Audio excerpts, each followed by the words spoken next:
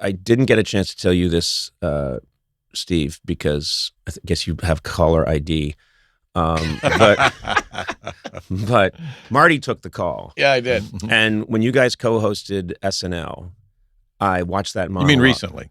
Yeah. Oh, that's the only time we've co-hosted. Yeah, exactly. That's right. Of all the times. Or was it 40 years ago? It was last season, and you guys did this monologue, and it was over. And I've worked there. I've seen thousands of SNL monologues over the years. I cut my teeth on that show as a young kid watching TV, and I said, that is the best Saturday Night Live monologue I've ever seen. It was perfect. So you didn't like my other monologues I did? No, Yeah. terrible. Yeah. Well, whenever you would Yeah. come out to do a monologue on SNL, everyone knew that was the time to go get a drink. Yeah. Well, here's what. Use the bathroom. No, but it was perfect. It was absolute perfection. Okay. Sorry. May I raise my hand? Yes. So that monologue, we worked on it with the writers. We got some things, but we decided we're going to do a bit from our show. Mm-hmm. So that we'll know we can trust it. Yeah. So afterwards, it went well, and the ratings were sky high. It was Yes. the highest rated show of the year, as far as I know. And I said to Marty, Marty, the monologue went great, and the ratings were high. So there's a chance we'll be asked back to host at some other time.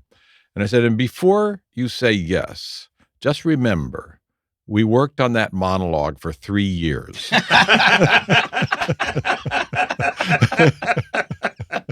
You guys had this, I know it's part of your show, but God, it's a good idea. I care about Steve and I care about Marty, and it's so much so that I've prepared the eulogy already, Right. that I'm going to give for you. Oh. And you each have them on you, and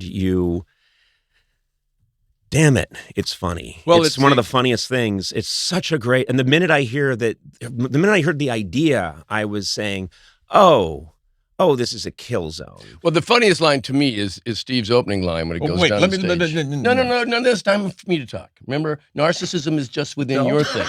No, but I wanted to explain. I have a pre-story to that, and then you can say that. Well, first of all, I was going to do your line, so you might as well keep talking. No, you do the line. I'm just saying that I had this idea that we would do this eulogy, but I couldn't I said, I just don't know how it starts. I don't know, there'll be some jokes or something. And then actually a writer sent in and this line. So it would be me.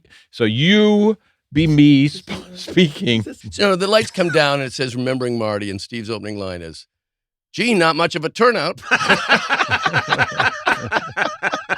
But it enabled the whole piece because we could get into it with the first laugh. Yeah. Right.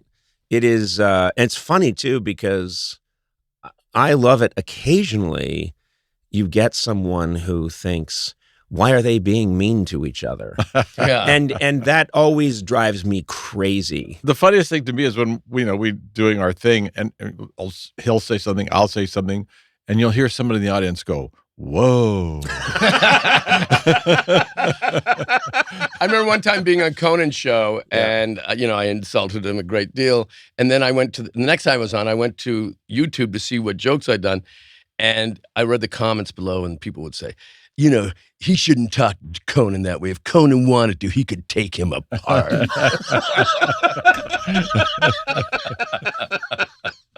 Yeah, that's a fun person to have dinner with. I know. Why are you making jokes? We had when I was first doing the late night show, we did a piece where, one of the most beloved people at the time was Mary Lou Retton, the gymnast, and she's, small and cute, and she won all these gold medals, and everyone loves her. And we did a pre-tape bit where I think Andy says, I think I'm getting the hang of this late night hosting thing, and Andy goes like, you could. Yeah, but the other night I thought you were a little off. And I said, I don't know what you're talking about. We cut to a pre-tape of me just losing it on Mary Lou Retton. And I'm screaming at her, fully committed. And we showed that. Audience laughs. I think the next day or the day after that, I go on Howard Stern. He takes calls, and someone calls in. I saw the other night. And your behavior towards Mary Lou Retton was atrocious. I don't think you're funny. It was awful the way you spoke to her.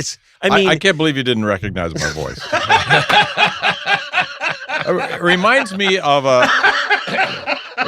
a story. I don't know if these are like older elderly stories, but Mike Nichols, was married to was married to Diane Sawyer, and he was he's a hilariously funny guy, and he would say things like that invite him to a party. And he said, "Well, I'll have to run by the ball and chain," so he would call Diane his ball and chain as a joke. So then, I think it was Vogue. Yeah, they said, evidently, Mike Nichols refers to his wife as the ball and chain. It's a negative thing. So he wrote them a letter, which I think they published, but said, "I realize that humor to your editors is like a cross to a vampire."